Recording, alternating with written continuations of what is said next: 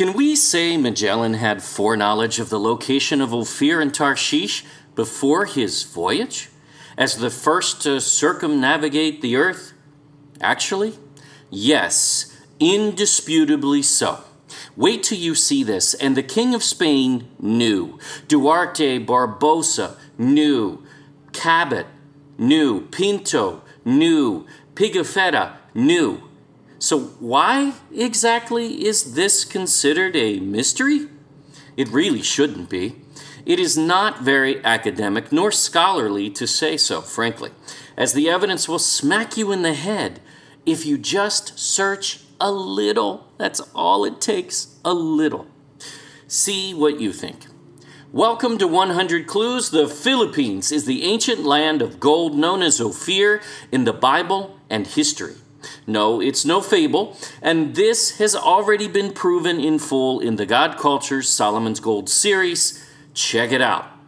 At the request of many viewers, we have pulled out 100 compelling clues, really proofs or evidences, from this research, in which we will highlight briefs of the most compelling points, and yes, there are over 100. These videos are for those who have not had time to watch Solomon's Gold series, and easy to share to friends and family, especially skeptics. This brief video cannot replace that 50 video series, about an hour long each, and these are just briefs, nor prove the way that it does, but this will be very effective nonetheless. So go there for full evidence, but now, part 25 of our series, 100 Clues, the Philippines is Ophir. One clue at a time. First, to follow up on Columbus from our last video. We said Columbus in his margin notes and journal had initially found in his research the location of Ophir, Tarshish, the Garden of Eden, and some of the lost tribes of Israel.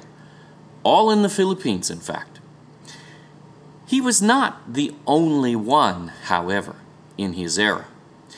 Now, this original writing is lost to history, but preserved in an 1846 book by Reverend Thomas Stackhouse. Stackhouse records that Italian Jewish scholar and contemporary to Columbus, Pharisol, reached the very same conclusion regarding the lost tribes. He says the lost tribes of Israel are in, for one, the Philippines. Huh? Ever hear that one in your history class? Yeah, us either. Gee, these Italian Jews were searching hard for the lost tribes in the Philippines. And why? Well, just look at what Columbus did to what he thought were the lost tribes of Israel in Haiti. He enslaved them and took their gold and resources. That's pleasant. And Magellan was headed in the same direction until, of course, he lost his head, that is. The Spanish continued to repeat the same pattern. Columbus is cited to acquire this gold for the rebuilding of Jerusalem. Yet the funny thing is, if he believed these were lost tribes, knowing the prophecy that they are to return to Jerusalem, would they not be a brother to a fellow Jew? It makes one wonder if Columbus and his brand of Jew were even Hebrews in the first place. We'll leave that one for another time. We do test that thoroughly in our Lost Tribes series. Now to Magellan. Let's start with Magellan's contemporary, Duarte Barbosa, who wrote of the Lucos, or Lucoi, depending on how you want to pronounce it. Or we will better prove the people of Ilocos, or Ilocanos, whom he describes as rich and more eminent than the Chins, Chinese, and that traded much gold and silver in rich cloth and much very good wheat, beautiful porcelains, and many other merchandises. Notice what he nor any explorer ever says is that the Lucos were below or subservient to, nor in any way less than China. Ever. You will not find that in history, and anyone that says so is really committing fraud. But he is clear they are greater than China at this time in history. This is a theme you will see recurring, especially in the Boxer Codex, which illustrates the difference, and there is no question the people of the Philippines were far wealthier, especially in gold, with no connection to China other than they traded there. And that's why you find Chinese items in the Philippines. Duh! Now we'll cover the Lucos later, but here's a more specific reference from Fernando Pinto, the Portuguese explorer. Fernando Pinto's journal describes Lucos Islands as belonging to a large group of islands, many of which were rich in gold and silver. Sounds exactly like Barbosa, doesn't it? That's because it's the same place.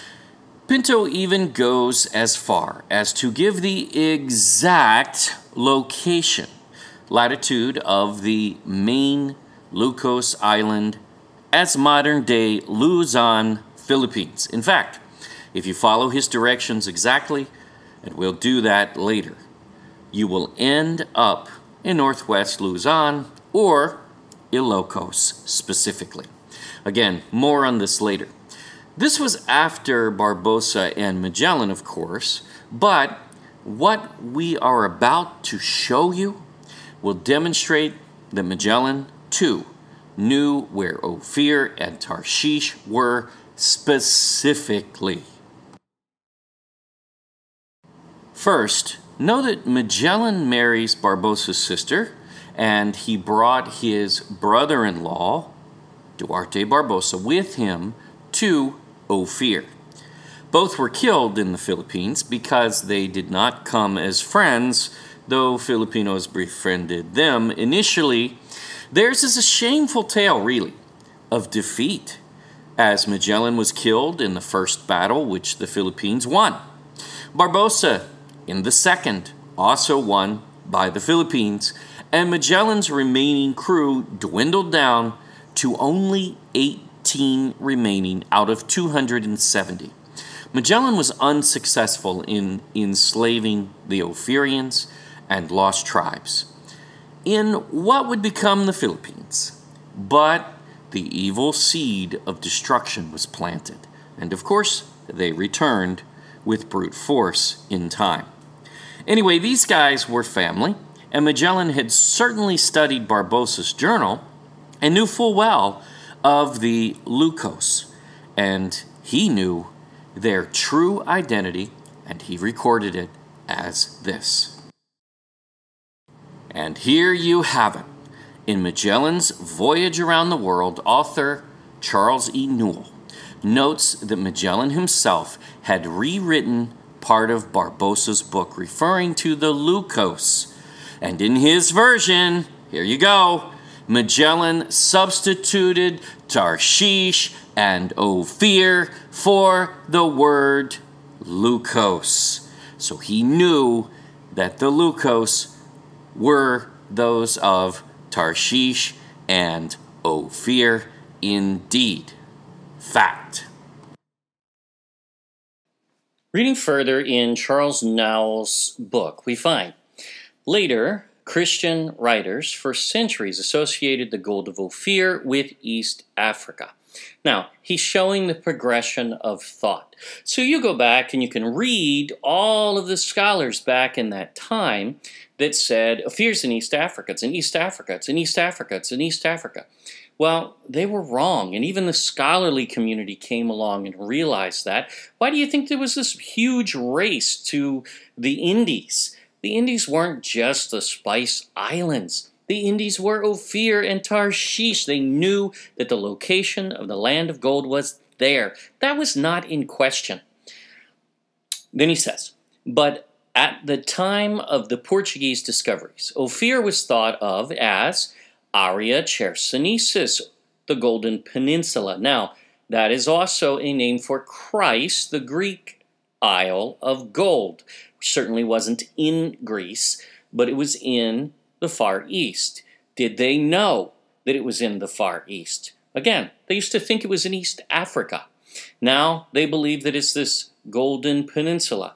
But even this writer says, but that proved out to be wrong. So he said of Ptolemy, in which that Greek geographer also placed Catagara, mentioned by Pigafetta as the immediate trans-Pacific goal of Magellan. And again, they were wrong on that as well. But getting closer, honing in on the location all along. That's what explorers do, and shouldn't really be a surprise that there was a progression of thought. So you can go back again to that era and say, oh, well, it had to be the Malay Peninsula. That's old news. That was already disproven. Okay, and Magellan knew better, as did Barbosa. The writer then says, but Magellan connected Solomon's treasure, Ophir, Tarshish, with something else he had read in Barbosa. Now, we know what he read in Barbosa. We just covered it. What did he read? He read that the Lokoi, the Lukos, the Lusos, however you want to pronounce it, of where? Of Luzon. The Ilocos, Ilicanos. And Pigafetta defines them when he comes as the Lokoi, the Lukos, spelled basically the same. So these guys are talking the same language, and they're honing in. So they knew exactly where they were. They knew they were not in these other lands. The Philippines was Ophir and Tarshish. But Magellan connected it, so here we go. So, but wait, where did Magellan land? Did Magellan land in Taiwan? No. Did he land in Japan? No. He landed in the Philippines. Did he not know that Japan was much further north? Are we really supposed to forget that Barbosa was with him and knew very well where Ophir was, at least generally, but certainly not as far north as Japan? Evidently, we are supposed to, because this author then goes on. See, we don't agree with all of these guys just because we use their sources, nor do we have to, nor do we care to. We're just searching for the truth. So this author guesses Taiwan and Japan. Not bad guesses. He's making educated guesses. He's a scholar. There's no doubt about that. His research is good. His conclusions are not. And that is not rare. We find it all the time. So Barbosa himself knew where Ophir was. And he knew it wasn't Japan. So we know that's not the case. Columbus believed this land was just above the equator, and this writer mentions, oh, it's north of the equator, so it must be Japan and Taiwan.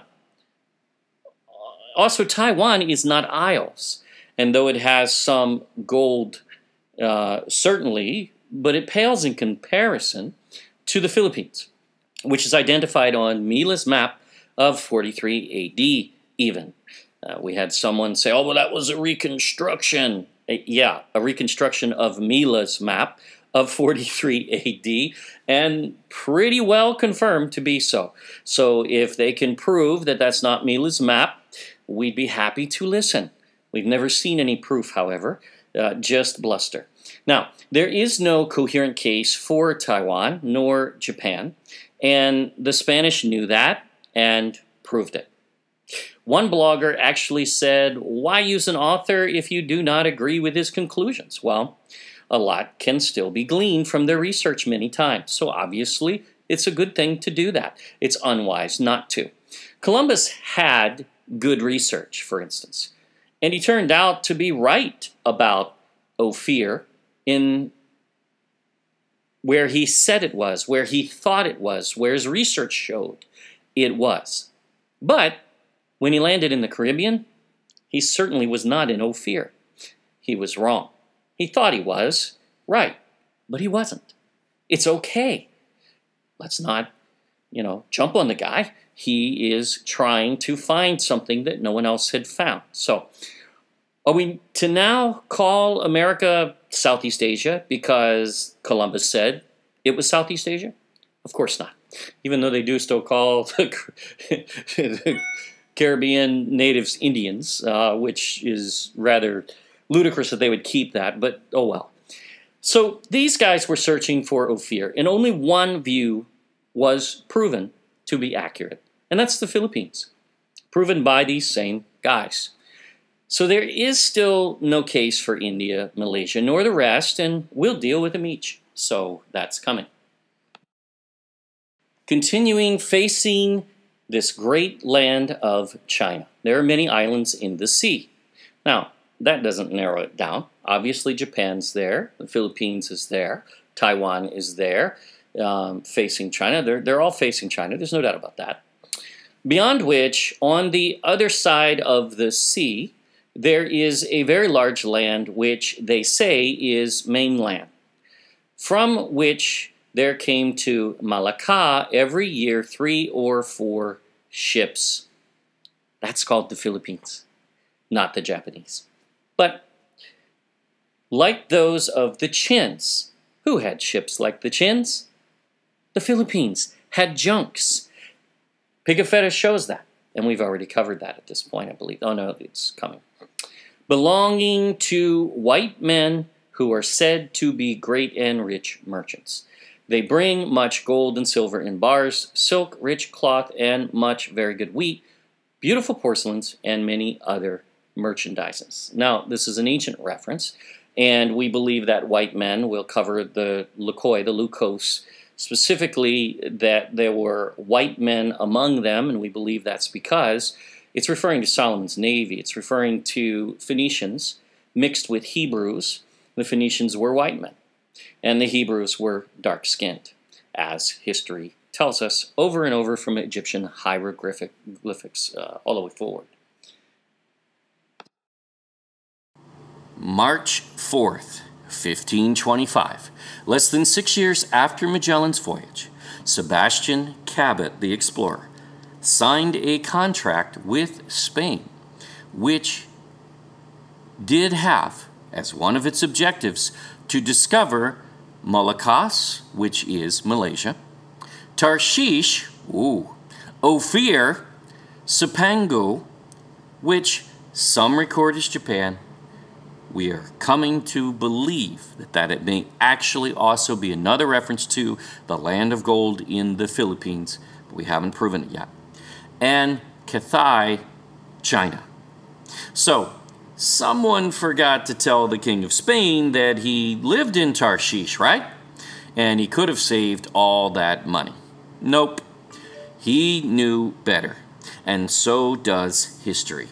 This position of Tarshish being in Spain is nonsense, unacademic, and unscholarly. Nor does it have any support whatsoever. Nor Britain, by the way, who fraudulently named a mountain in Malaysia as Mount Ophir, yet we showed you that the Malays told Barbosa that the land of gold was the Philippines. And they even gave Pinto exact directions to Luzon Island, Philippines. Oh yeah, and the Malays rejected the British fraud then, and they still do to this day, as their name for that mountain is not Mount Ophir, but remains Ganong Lidang to this day. Oops, sorry Britain. They can't get around that. The British lost this debate royally, but they did win the war. It was under the U.S. control that this history was suppressed the most. See, in order to reach those conclusions, they have to completely ignore history. Peter calls it willing ignorance in 2 Peter chapter 3. And this permeates academia at the highest levels today. So although we would love to gain consensus from such academics, we could really care less if they ever come on board, as they render themselves impertinent when they stand on a false paradigm with no basis or foundation. So there you have it. And on top of all the other clues, we are already in a no-brainer territory.